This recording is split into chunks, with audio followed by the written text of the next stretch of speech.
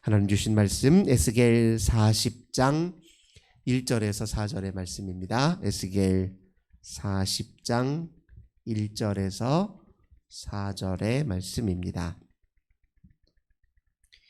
에스겔 40장 1절에서 4절의 말씀, 우리 한 목소리로 에스겔 40장 1절에서 4절 함께 봉독합니다.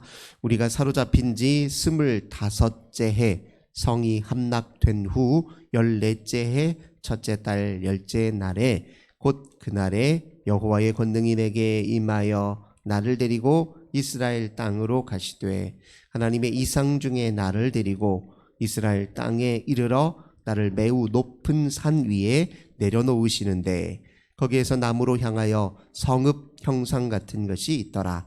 나를 데리시고 거기에 이르시니 모양이 놋같이 빛난 사람 하나가 손에 삼줄과 측량하는 장대를 가지고 문에 서 있더니 그 사람이 내게 이르되 인자야 내가 네게 보이는 그것을 눈으로 보고 귀로 들으며 네 마음으로 생각할지어다. 내가 이것을 네게 보이려고 이리로 데리고 왔나니 너는 본 것을 다 이스라엘 족속에게 전할지어다 하더라. 아멘. 오늘도 주님과 함께 하루를 시작하시는 우리 모든 성도님들, 하나님께서 하늘의 크신 은혜와 평화 가득 부어주시길 주님의 이름으로 간절히 기원합니다. 오늘 본문의 말씀을 통해서 주님의 비전을 보다, 이런 제목으로 함께 은혜 나누도록 하겠습니다.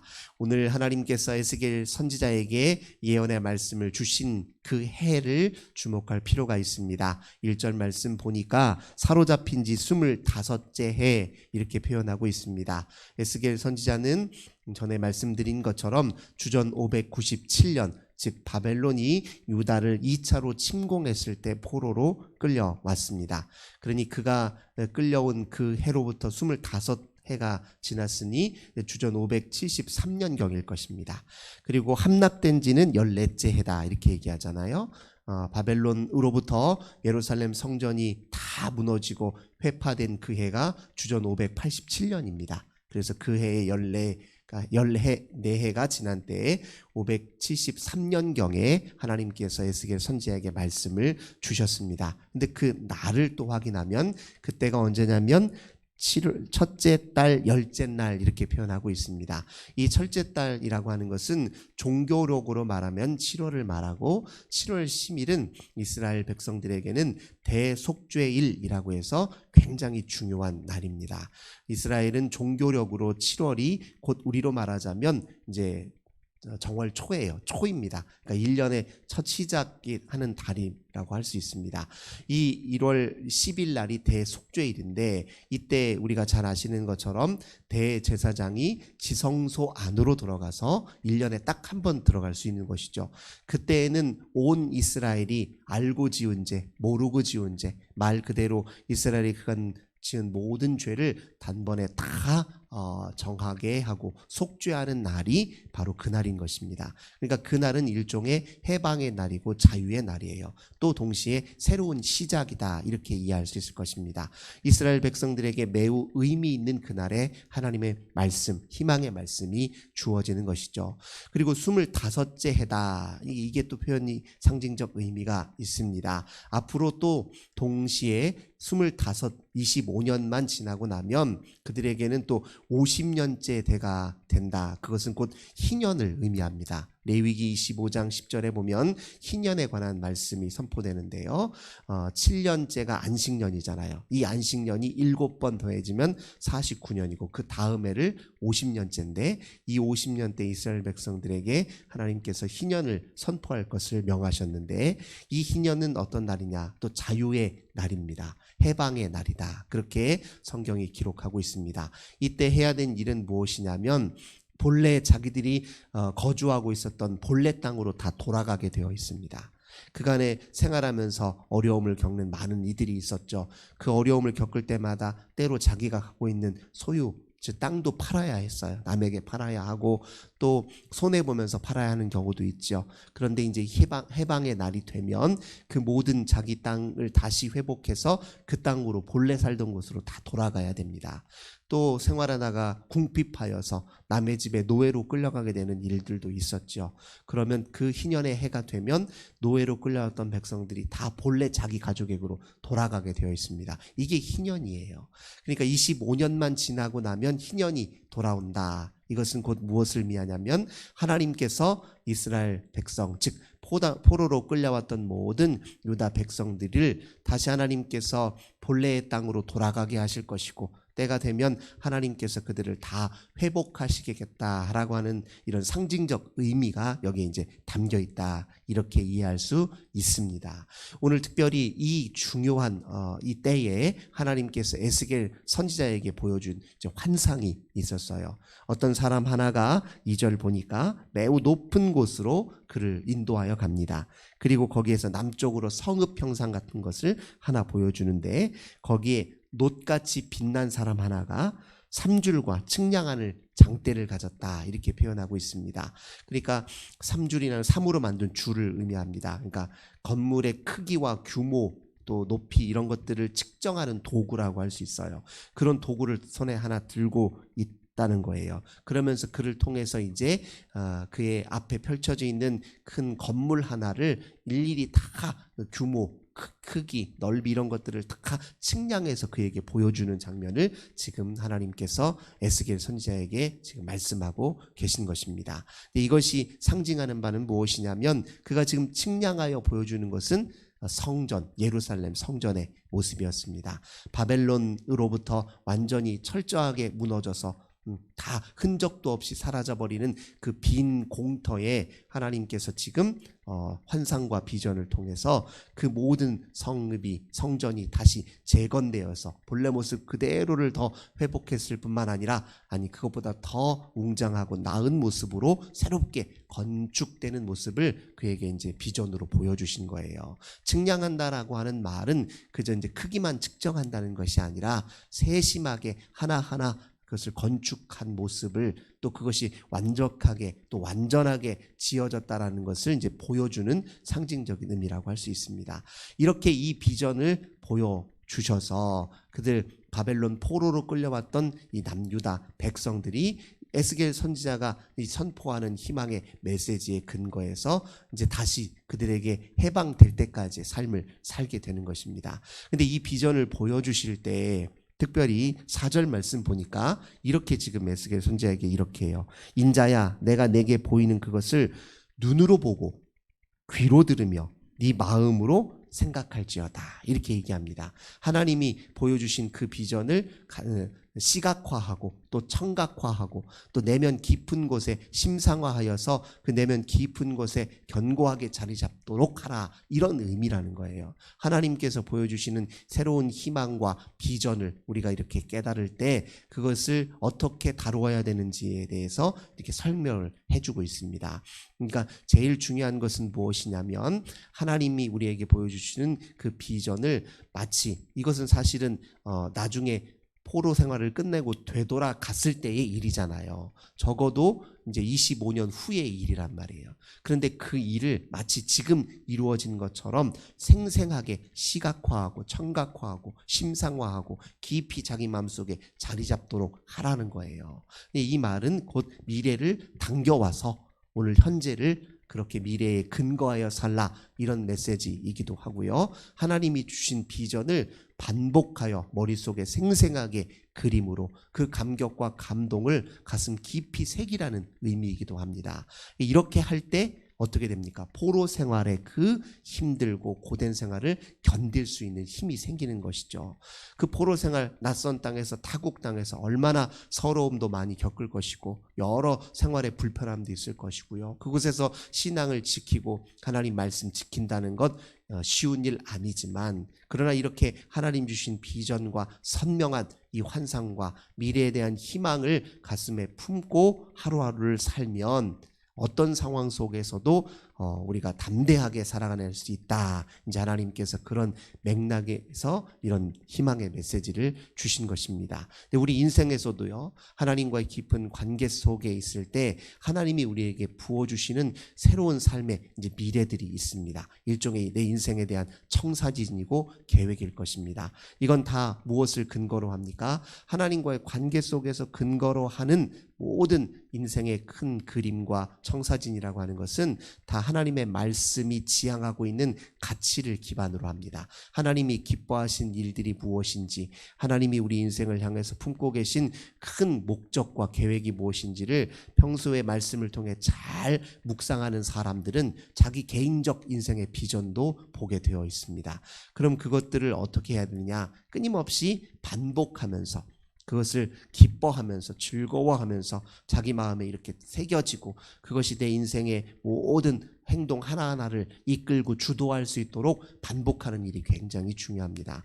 제가 이제 청년들이나 우리 이제 청소년들에게 말씀을 전할 때 자주 하는 이야기가 무엇이냐면, 자기 인생의 미래를 좀 아주 세부적으로 잘 묘사해서 그림으로 표현하든 글로 표현하든 그걸 이렇게 표현해서 그걸 자신에게 스스로에게 늘 반복적으로 되뇌이라는 그런 권면의 말씀을 자주 드리는 편입니다. 근데 이것은 나이와 상관없이 모든 사람들이 꼭 해야 하는 일입니다. 그러니까 자기 인생의 크고 작은 계획이에요. 아주 크고 원대한 계획만이 계획이 아닙니다. 소소하고 작은 계획들도 다 우리 인생에서 필요한 일들입니다. 내가 하나님께 기도하던 중에, 주님의 말씀을 묵상하던 중에 내 마음속에 내 인생에서 내가 할 수 있는 일들이 이런 것들이 있겠구나 하는 마음이 생기면 그 일들을 감당하기에 필요한 요소들을 아주 세밀하게 한번 묘사해 보는 거예요.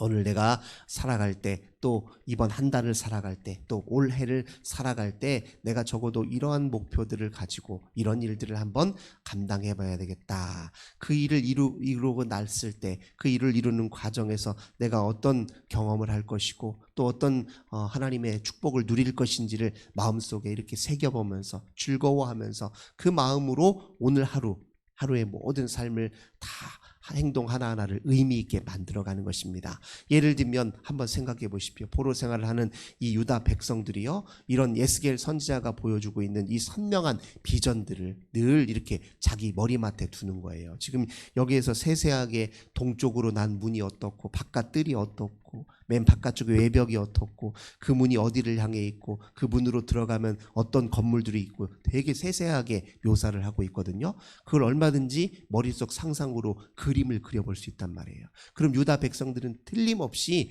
이것을 그림으로 그렸을 거예요. 그것도 입체화시켜서 그렸을 것입니다. 그리고 모든 사람들이 늘 자기 방 한편에 그것들을 다 걸어놓거나 아니면 비치해뒀거나 하면 기도할 때마다 그 그림을 보았겠죠. 하나님이 약속하신 새 성전, 우리가 다시 새롭게 우리 주님과 함께 살아갈 그 터전, 주님을 예배하는 그곳이 우리에게 이렇게 뚜렷한 비전으로, 환상으로 우리에게 주어졌으니 저는 이거 굳게 믿고 곧 이루어질 것으로 믿고 오늘 내게 주어진 삶을 하나님과 함께 최선을 다해 성심으로 살아가겠습니다. 날마다 그거 보면서 기도하지 않았을 거예요. 그러니까 우리 인생도 마찬가지라는 겁니다. 하나님이 우리 인생에 부어주시는, 마음속에 부어주시는 그 자그마한 크고 작은 그 모든 계획들을 소중히 여겨서 그것을 구체화시켜서 우리 삶에 그것이 우리를 이끌고 가는 동력이 되게 만들 필요가 있다는 것입니다. 그런 마음가짐으로 살아가게 되면 오늘 하루의 삶이 하는 모든 일들이 이제 의미 있어지겠죠. 웬만한 그런 시련과 어려움쯤은 좀 견딜 수 있는 동력이 될 것입니다. 예를 들면 지금 오늘 바벨론 포로 생활 중에 이웃 이방 민족들에게, 함께 살고 있는 그걸 주둔하고 있는 다른 민족들에게 조금 서운하고 서러운 일을 당했어요. 그럼 다시 또 주 앞에 나와서 기도할 때 하나님, 이거 잠깐 이걸 제가 믿습니다. 하나님이 궁극적으로 나에게 약속하신 그것 곧 이루어질 걸 믿으니 오늘 내가 겪은 이 서러운 일, 이거 잠깐이면 지나간다. 내가 그렇게 굳게 믿습니다. 그래서 나는 내 길을 굳게 걷겠습니다. 주의 백성으로 주님 말씀 잘 지키고 사는 데만 제가 집중하겠습니다. 이렇게 기도하면서 회복하지 않겠냐고요. 지금 에스겔 선지자에게 준 이 비전은 일종의 그렇다는 겁니다. 하나님이 미래 비전을 보여주실 때는 궁극적인 목적이 어디에 있느냐? 오늘 내게 주어진 현재를 하나님과 함께 온전히 주의 말씀 안에 거하여 주를 쫓아 순종하도록 미래 비전을 보여주시는 거예요.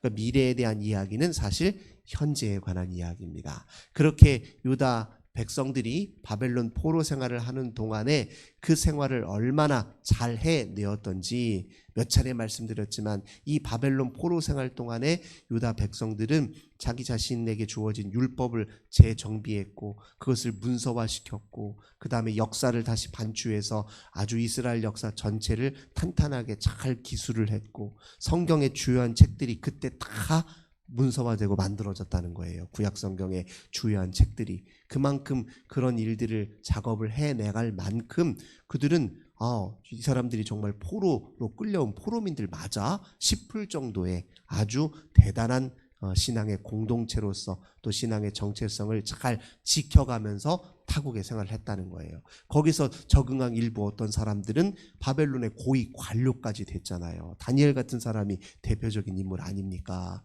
어떻게 타국 땅에서 그렇게 고위 관료가, 이방인이 그렇게 될 수 있냐고요. 그 모든 것들이 다 무엇입니까? 거기 포로민으로 끌려와서 생활하긴 했지만, 그러나 거기에서 의연하고 담대하고 주의 백성답게 살아냈다는 거예요. 근데 그 이면에 무엇이 있냐고요? 이렇게 선지자들을 통해서 주신 하나님의 비전과 이렇게 뚜렷한 미래 환상이 있었기 때문에 그렇다는 것입니다.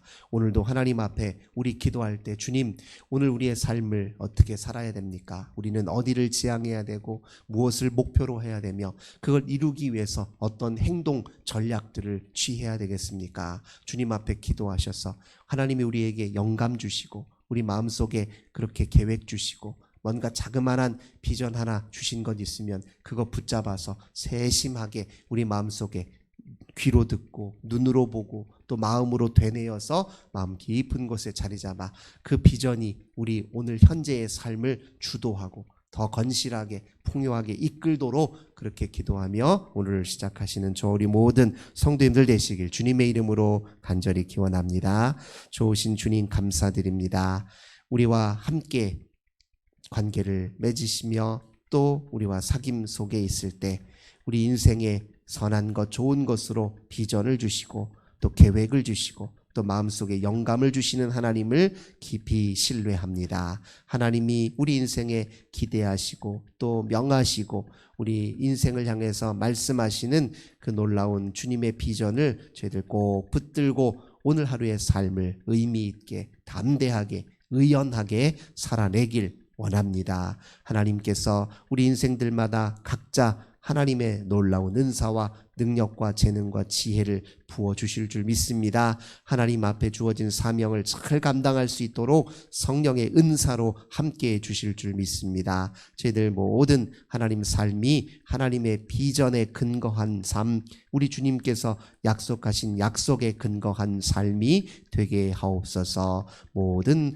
현재의 삶이 하나님께서 이루실 놀라운 미래를 앞당겨 사는 삶이 되도록 은혜 베풀어 주시옵소서. 주 예수님의 이름으로 간절히 기도드립니다. 아멘. 오늘도 환우들을 위하여 특별히 모로코 지역에는 큰 지진이 있어서 정말 많은 사람들이 큰 어려움을 겪었더라고요. 그리고 또 근처에 있는 리비아는 엄청난 폭우로 또 홍수가 나서 많은 사람들이 또 생명을 잃었습니다. 우리 고통당하는 이웃을 위해서 기도하겠습니다. 또 우리 자녀들을 위해서, 우리 나라와 민족과 교회를 위해서 함께 기도합니다. 하나님 감사합니다. 오늘도 주님 앞에 기도하며 하루를 시작합니다. 주님, 저희들 불쌍히 여기소서. 하나님